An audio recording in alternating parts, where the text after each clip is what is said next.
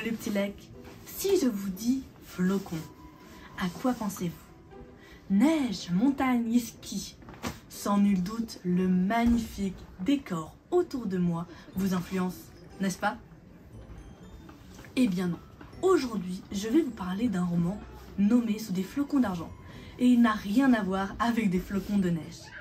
Écrit par la romancière anglaise Laura Wood, également professeure de littérature anglaise, ce roman est la suite de Sous un ciel d'or. Mais comme l'histoire se situe avant, il est plus simple de commencer par celui-ci, autrement dit, c'est un préquel. Voici un roman pétillant dont l'histoire se situe dans l'Angleterre des années 30 et qui suit les aventures d'une jeune femme prénommée Freya.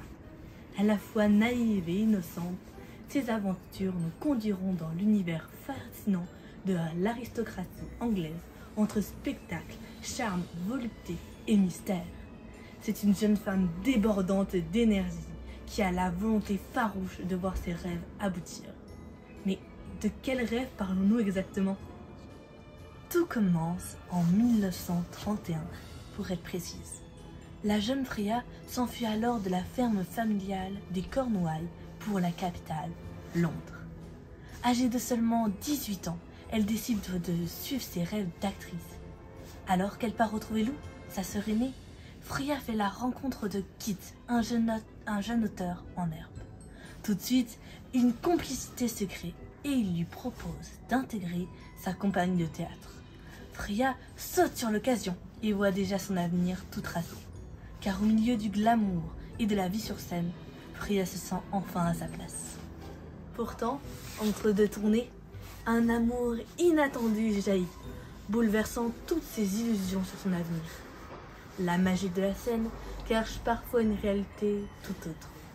Adieu innocence, Freya va découvrir les premiers tourments de la vie d'une jeune adulte.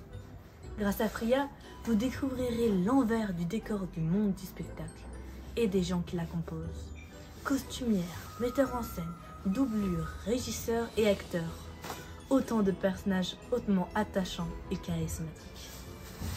Inévitablement, l'amour viendra pointer son nez dans cette aventure bien difficile à lâcher dès que vous mettez le nez dedans.